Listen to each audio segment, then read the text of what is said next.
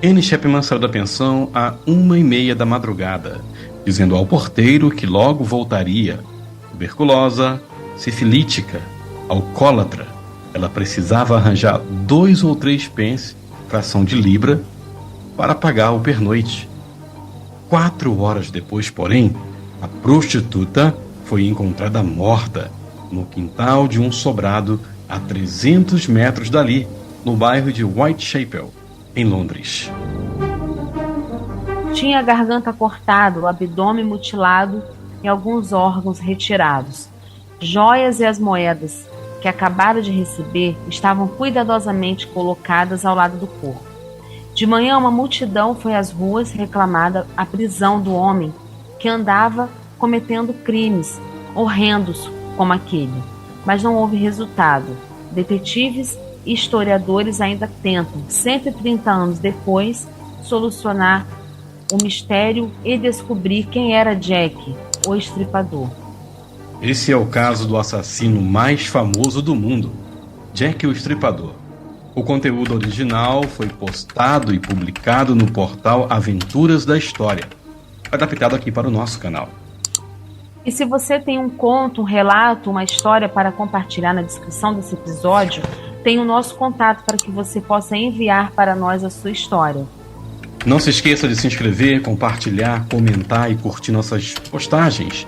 Fala para nós aí de qual parte do Brasil e do mundo você acompanha o nosso trabalho. E você gosta dos nossos conteúdos?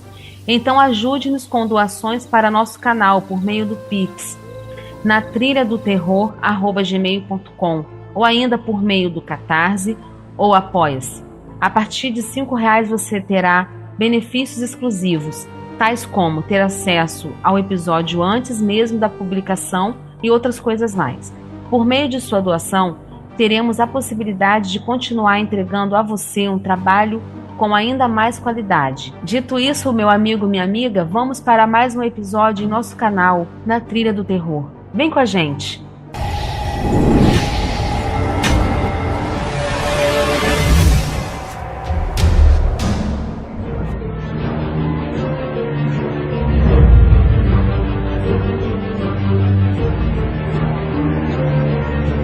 O episódio de hoje tem oferecimento da KCM Higienização. Você que está em Curitiba, região metropolitana, não perca tempo. Faça agora mesmo a higienização do seu carro, caminhão, estofado, residencial em geral. Chama no WhatsApp 9917-8703. KCM Higienização, a maior nota de avaliação no Google.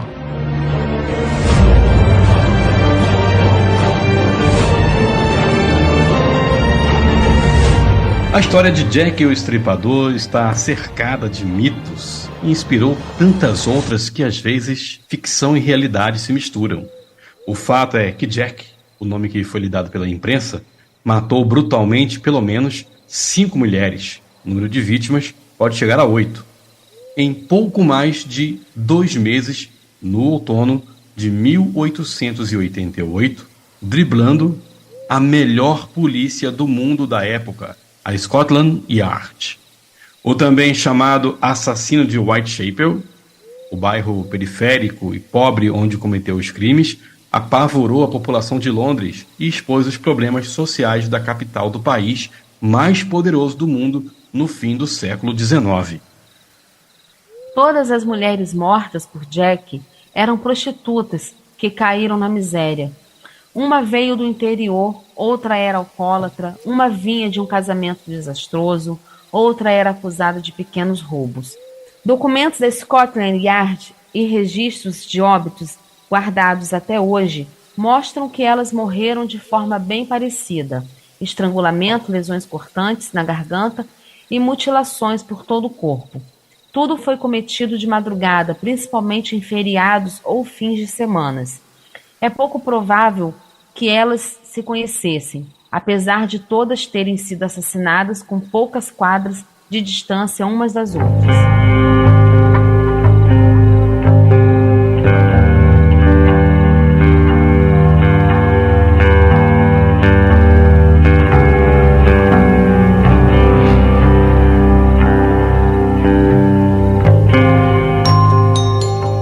Londres tinha então 3 milhões de habitantes e ostentava o luxo da enorme expansão do Império Britânico e do desenvolvimento industrial. Maior cidade europeia da época, atraía imigrantes de toda a Europa, fossem judeus, empobrecidos ou germânicos expulsos da Alemanha por Bismarck, o primeiro-ministro que uniu a Prússia aos povos germânicos e criou um novo país. A maioria dos recém-chegados, assim como os operários mais pobres, ia parar na boca do lixo da cidade. Em alguns mapas da época, as ruas imundas e empinhadas de cortiço de Whitechapel aparecem marcadas em tintas pretas, informando que eram habitadas por viciados e criminosos.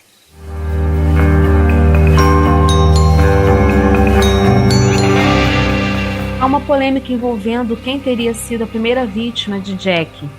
Uma das hipóteses é a de que foi Emma Elizabeth Smith, uma prostituta de 45 anos que foi atacada em 3 de abril de 1888. Depois de ser estuprada, ela desenvolveu peritonite. Morreu um dia depois no hospital. Emma disse que havia sido agredida por 3 homens, um deles adolescente. Alguns autores afirmam que ela foi a primeira vítima de Jack, o estripador, enquanto outros atribuem o assassinato a gangues, sem qualquer relação ao serial killer. Outra hipótese, a de que a primeira vítima foi Mary Ann Nichols, de 42 anos, morta no dia 31 de agosto de 1888, depois de abandonar 5 filhos e fugir de um trabalho de empregada doméstica, de onde roubou algumas mudas de roupa. Mary Ann tornara-se prostituta. Na noite da morte, foi barrada na porta de uma pensão por não ter dinheiro para pagar o quarto. Usava um gorro de palha e veludo amarrado no queixo, muito comum na época, e um vestido de linho. Foi achada morta e mutilada em um beco a 2 quadras do local onde parou para conversar com uma amiga, a última pessoa que a viu.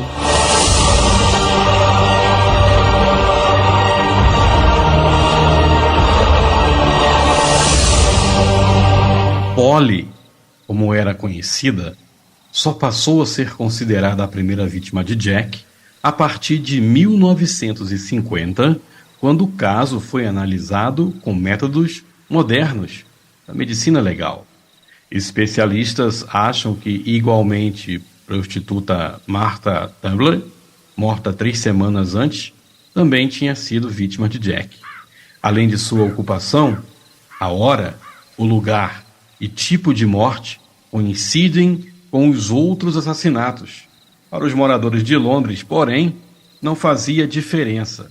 Por isso, quando Anne Chapman apareceu morta no quintal de um sobrado, o medo e a insatisfação da massa já saíram do controle. Quem mais sofreu com a revolta foram os imigrantes, vistos como os culpados pela degradação dos costumes e o empobrecimento geral. Grande parte da população acreditava que crimes tão horríveis só poderiam ser cometidos por loucos ou estrangeiros, ou as duas coisas. Pobres e abundantes em Whitechapel, os judeus foram os primeiros suspeitos. Depois da morte de Anne, os moradores saíram em passeata, ameaçando e insultando os judeus que passavam dias com lojas fechadas, evitando até sair às ruas.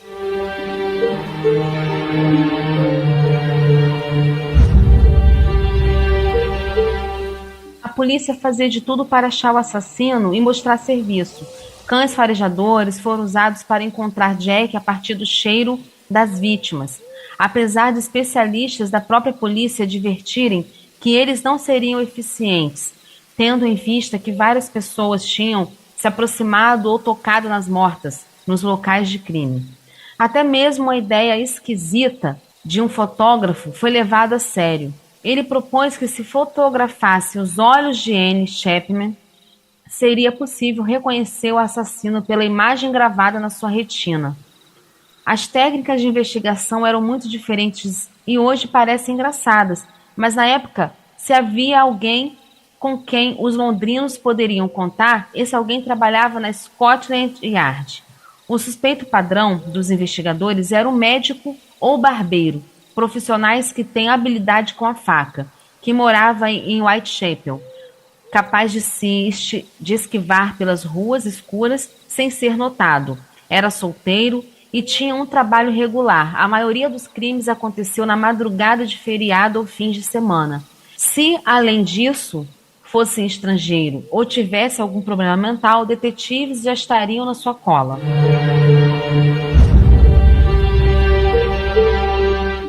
As mortes, porém, continuaram. No dia 30 de setembro, foi a vez da prostituta Elizabeth Strider, morta no início da noite. Uma pessoa chegou a ouvir seus gritos, mas saiu correndo apavorada. A presença da testemunha, no entanto, surpreendeu o assassino, que não teve tempo de concluir seu ritual de mutilação. Elizabeth sofreu apenas um corte de 10 centímetros na garganta e morreu numa poça de sangue. O crime interrompido não saciou a sede assassina de Jack. 1 hora depois da morte de Elizabeth, outra prostituta, Catherine Edwards, foi encontrada com a garganta cortada, o abdômen e o rosto mutilado, sem um rim, uma orelha e os ovários. Além disso, havia um recadinho numa parede próxima. Abre aspas.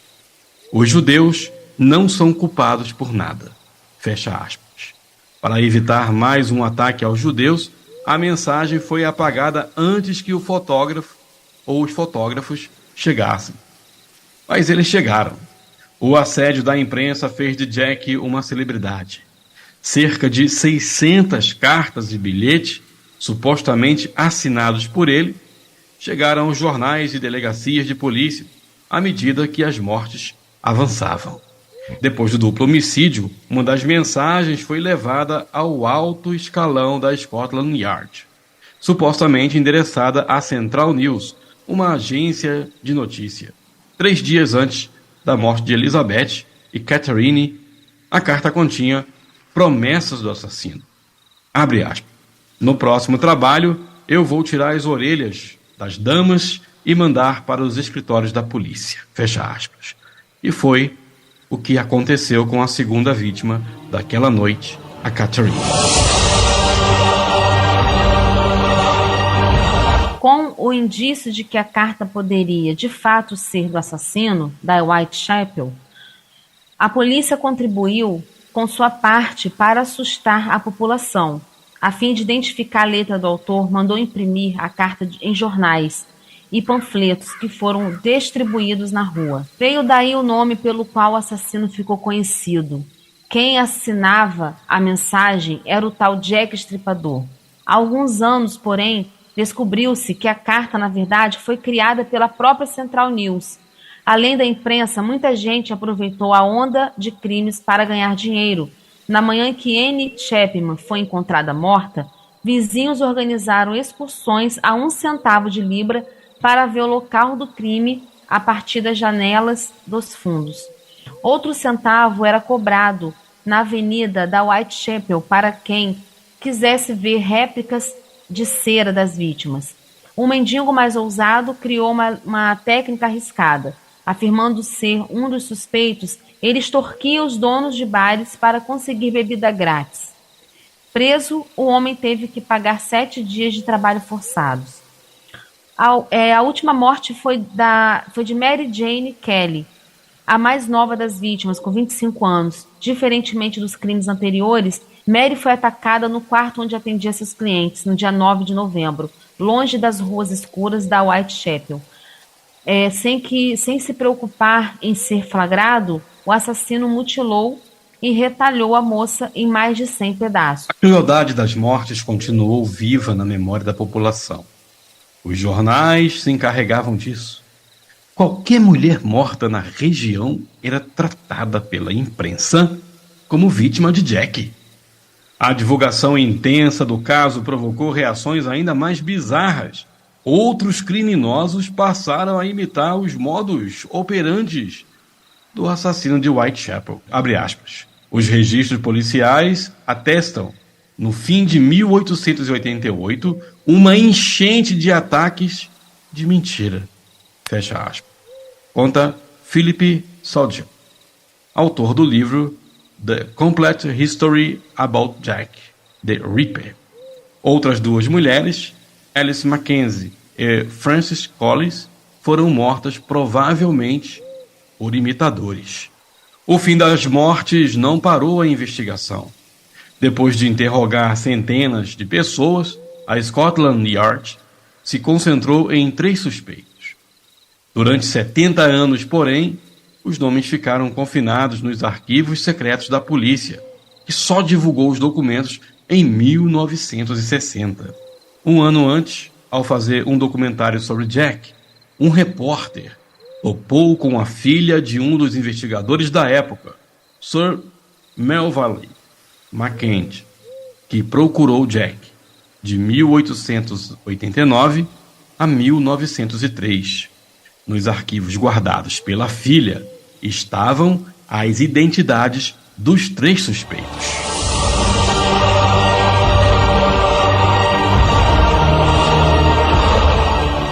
O número 1 da lista tríplice foi encontrado no último dia de 1888 boiando no rio Tamisa. Era Montagu e John Dewey, um advogado e professor da alta sociedade londrina, cujo escritório ficava a poucas quadras de onde ocorreram as mortes. 4 pedras grandes dos bolsos do casaco indicavam que ele tinha se jogado no rio e permanecido pelo menos um mês submerso, antes que seu corpo se soltasse e fosse encontrado por um barqueiro do Tamisa. Filho de um cirurgião, Dewey era tido como sexualmente insano, definição que servia para enquadrar os homossexuais a pessoas que procuravam prostitutas. Boatos da época apregoavam que seus próprios familiares acreditavam que ele era Jack e que a polícia o tinha como suspeito antes de achá-lo morto no rio. O suicídio por arrependimento confirmaria sua culpa, mas ele pode ter se matado porque, no dia 30 de dezembro, foi demitido da escola em que lecionava. Um cabeleireiro judeu polonês era o segundo da lista do detetive da Scotland Yard. Solteiro de 24 anos, Aaron Kominski morava em Whitechapel. Foi dado como principal suspeito anos depois e era conhecido por ter problemas mentais e ódio às mulheres. Mas todos o consideravam incapaz de atos violentos. A evidência mais importante contra ele é o testemunho de um caixeiro viajante que o teria visto próximo ao local do quarto crime. Aaron acabou internado num hospício, onde morreu em 1919, sem jamais ser acusado por crime algum. O terceiro da lista era outro estrangeiro, o médico russo Michael Ostrog, considerado um maníaco cruel com mulheres. Sempre andava com seus instrumentos cirúrgicos por Whitechapel, mas não há nenhuma outra evidência contra ele. Só 15 anos depois dos crimes, as autoridades londrinas descobriram um homem tido hoje como principal suspeito. Ao contrário dos outros, não há nenhum álibi a seu favor, nem nada que 131 anos depois possa retirar as acusações sobre ele. Como indícios, porém, há apenas histórias que se encaixam muito bem.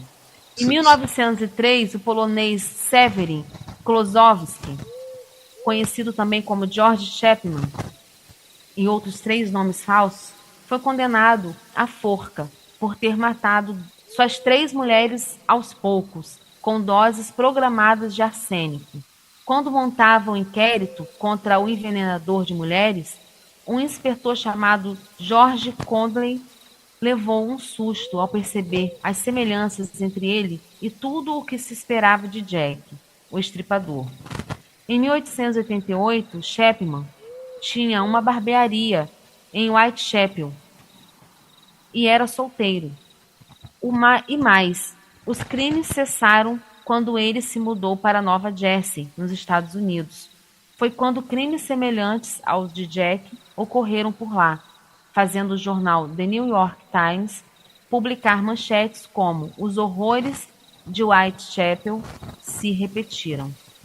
Essa é a primeira parte da história do Jack o Estripador. Se quer ouvir a segunda, não se esqueça de se inscrever aqui no nosso canal, deixar o seu like, seu joinha, seu gostei, compartilhar esse conteúdo e informar para nós de qual parte do Brasil e do mundo você fala, tá certo? Na próxima semana nós vamos trazer a continuidade dessa história, onde vamos contar mais detalhes e a forma como esse assassino em série agia. Não é isso, Yara? Com certeza, Márcio. Estou ansiosa. Aqui, deixa eu mandar aqui só um abraço pro Andrei Rauli. Boa tarde a todos, né? Ele publicou lá no conteúdo do Lobisomem no Quintal. Adoro todos os episódios, né? Nossa, que bom. Eu adoro todos os episódios de podcast de vocês, principalmente as histórias de lobisomens. Eu teclo de Porto Velho, Rondônia, lá pelo meio do Spotify. Um abraço para você, muito obrigado, e você faça como ele. Comenta aí de qual parte do Brasil e do mundo que você ouve a gente, que você ouve nossos conteúdos, e nós vamos estar sempre reproduzindo aqui para você. Tá certo? E mais uma coisa, não se esqueça de apoiar o nosso canal também por meio do Cartaz, nos apoie por meio do Apoie-se, e se você quiser fazer um Pix para nós, o Pix é natrilhadoterror@gmail.com, e por meio da sua colaboração a gente vai poder estar investindo em equipamentos e, consequentemente, trazendo um trabalho com mais qualidade sonora para você, meu amigo, para você, minha amiga, que nos acompanha aqui, principalmente no Spotify, no Orelo e nas plataformas de podcast. No YouTube também, você que está aí nos ouvindo, o YouTube anda sacaneando conosco ali, né, Yara? Só entregando para 45 pessoas. Eles não estão entregando. É horroroso. Mas em respeito... é muito importante o like e o comentário da galera, né? Justamente, em respeito às pessoas que vão lá, que assistem, que dão joinha, a gente voltou a publicar lá o conteúdo completo, porque eu entendo que muitas das vezes as pessoas não querem ficar mudando de plataforma, né, Yara? Verdade, Márcio. Mas tá certo. Então, no próximo episódio da semana que vem, ou nos que virão, nós vamos dar continuidade à história do Jack o Estripador. Será que com a tecnologia que já tem hoje, foi possível encontrar quem de fato era esse assassino? Será que a polícia de hoje já sabe quem foi Jack o Estripador com base nos documentos, nas provas dos assassinatos que foram deixados no passado, que na época a polícia não tinha os recursos necessários para agir, mas hoje tem. E vários exames, várias investigações foram feitas. E a identidade de Jack? Será que foi revelada? Aguarde os próximos episódios. Yara, obrigado mais uma vez por você estar aqui com a gente. É sempre um prazer, Márcio. Estou à disposição. Eu espero você e espero vocês no próximo conteúdo. Um abraço e até a próxima. Beijo, galerinha. Tchau.